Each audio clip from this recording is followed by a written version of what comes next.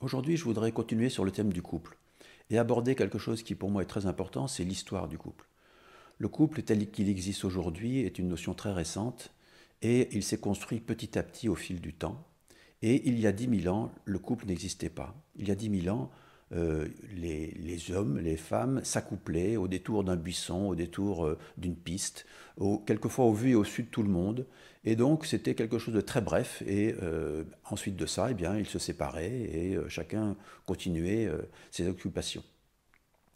D'autant plus que bien un petit peu avant, on n'avait même pas la notion que les enfants naissaient de ce rapport sexuel. L'humain n'avait pas fait la relation entre rapport sexuel et fécondation. Ce qui fait qu'il ne pouvait pas y avoir de famille, puisqu'il n'y avait pas de lien entre les enfants, l'homme et le rapport sexuel. Donc on peut très bien comprendre que le couple ne pouvait pas exister, tout au moins dans cette dimension-là. Par contre, il y avait déjà des hordes, et dans ces hordes, petit à petit, le fait que la femme puisse donner naissance à des enfants a donné le sentiment de quelque chose d'un peu magique. Et que donc la femme a eu trois rôles, le rôle de partenaire sexuel, le rôle de mère, et puis, pour des raisons que je vais essayer d'expliquer, elle a eu aussi le rôle de prêtresse. Et donc elle avait une image, elle avait une place dans cette société extrêmement primitive qui n'était pas du tout celle qu'elle a maintenant.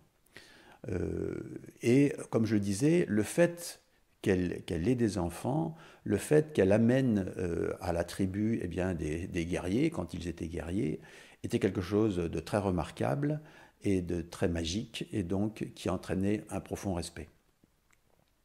Ce que je vais vous dire aujourd'hui sur l'histoire du couple, c'est issu d'une synthèse que j'ai faite à partir de différents textes, et c'est à peu près ce que reconnaissent la plupart des scientifiques, en sachant que, comme tout le monde le sait, c'est très difficile de mettre d'accord deux humains, donc imaginez une cohorte de scientifiques ensemble, c'est beaucoup d'humains ensemble, donc beaucoup d'avis différents. Mais il me semble qu'à travers tout ce que j'ai pu lire et comprendre, c'est l'avis général reconnu à ce jour.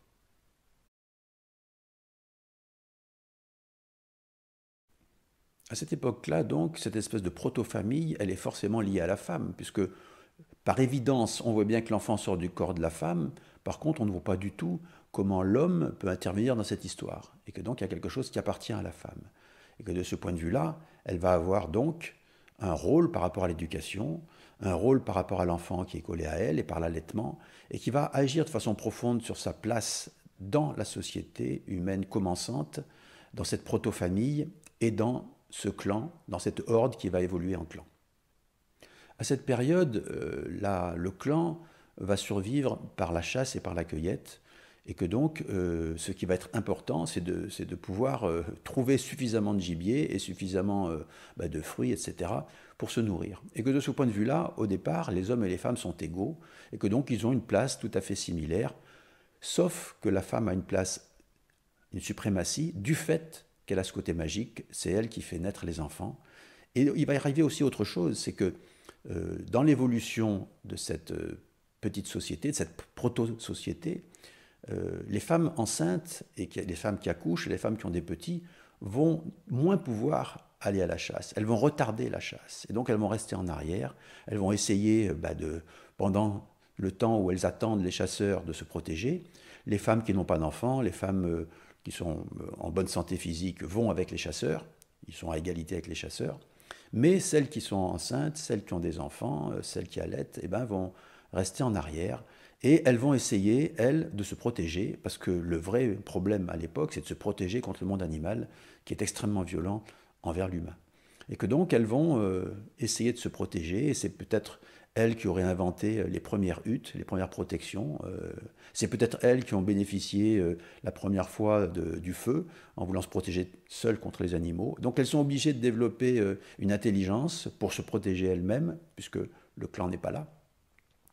Et puis, il va aussi leur arriver autre chose, c'est que en restant sur place, il faut qu'elles se nourrissent, et donc elles vont explorer les plantes, elles vont essayer de comprendre celles qui sont bonnes, celles qui ne sont pas bonnes, celles qui soignent, et petit à petit, elles vont devenir comme ça des prêtresses, parce qu'elles vont maîtriser les premiers médicaments, les premières plantes qui soignent, et que donc de ce fait-là, elles vont avoir une place importante dans cette première société. Alors il semblerait qu'on ne puisse pas parler complètement de matriarcat, parce que matriarcat voudrait dire que la femme a un pouvoir comme le patriarcat a eu un pouvoir sur la femme, alors qu'il ne s'agit pas de ça. Il s'agit d'une transmission par la femme, donc plutôt de quelque chose de transmission linéaire qui se fait par les femmes, puisque c'est elles qui font les enfants. Et donc il n'y a pas de prise de pouvoir de la femme sur l'homme, et donc dans ce règne plutôt de la femme, les choses sont plutôt paisibles. Ces femmes qui restent en arrière, eh bien, elles sont obligées donc de se protéger, elles sont obligées d'essayer de se nourrir, et donc elles découvrent les plantes, et puis elles vont, peut-être c'est elles qui l'ont fait d'ailleurs, découvrir les prémices de l'agriculture, dans le fait que eh bien, quand on fait tomber des graines par terre, et qu'on revient quelques mois plus tard, eh bien, ça a poussé, et ça a poussé en donnant la même plante que celle qu'on a consommée. Mais elle ne peut pas expliquer ce qui se passe, elle ne sait pas exactement ce qui se passe, mais elle le constate. Et donc, comme elle a le sentiment que ça peut aider la tribu, eh bien, elle essaye de se débrouiller pour que la tribu revienne sur les lieux où les graines sont tombées, pour qu'ils trouvent de la nourriture en abondance.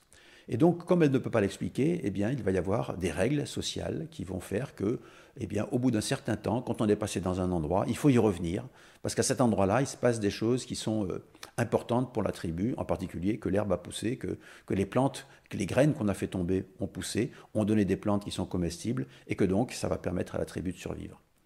Et donc il y a un côté, ça renforce le côté magique. Mais il va se passer ensuite des choses qui vont faire que cette place de la femme va diminuer, va disparaître, et va même devenir très très secondaire, pour ne pas dire qu'elle ne va pas devenir quelquefois l'esclave de l'homme. Et c'est ce qu'on va voir maintenant. Donc en fait, si on regarde un petit peu cette évolution, on constate que la place de l'homme et de la femme était liée surtout à la place qu'ils avaient dans la survie de la tribu, et que celui qui amenait le plus d'avantages pour la survie de la tribu, eh bien, avait une place prépondérante. Et donc, tant que les femmes étaient celles qui donnaient les enfants, qui faisaient que ces enfants allaient pouvoir être des chasseurs, être des cueilleurs, être une suite à cette tribu, en même temps, elles maîtrisaient les plantes. En même temps, elles avaient compris deux, trois choses sur le début de l'agriculture. Et bien, ça en faisait des êtres extrêmement importants pour la tribu. Et que donc, elles ont été respectées grâce à cette pertinence qu'elles avaient et au développement de l'intelligence, puisqu'elles étaient obligées, comme je disais tout à l'heure, pour survivre en arrière du clan qui partait à la chasse, eh bien, de trouver des solutions pour se protéger des animaux, pour protéger leurs enfants, etc.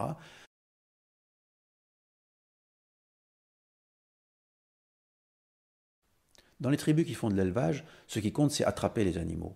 Et là, la force masculine qui se différencie de la force féminine cette fois-ci a l'avantage. Et que donc les hommes vont être reconnus parce que c'est ceux qui attrapent les animaux, parce que c'est ceux qui permettent du coup la survie de la tribu. Et la femme qui est moins forte, qui reste en arrière parce qu'elle est enceinte, parce qu'elle a un petit, eh bien son statut va se détériorer profondément. D'autant qu'il y a des tribus pillardes qui vont voler les tribus qui font de l'élevage ou qui font même de la culture, et qui vont en même temps faire un rapt de femmes pour en faire leur compagne sexuelle, et que ces femmes, loin de leur tribu, abandonnées, sont dans un état de désarroi profond et vont subir la force de l'homme et subir un certain esclavage, puisque dans l'esprit des hommes à cet instant-là, à cette période-là, la femme n'a même pas la force de l'animal, elle ne donne même pas autant d'avantages à la tribu que l'animal, et donc son statut chute de façon vertigineuse.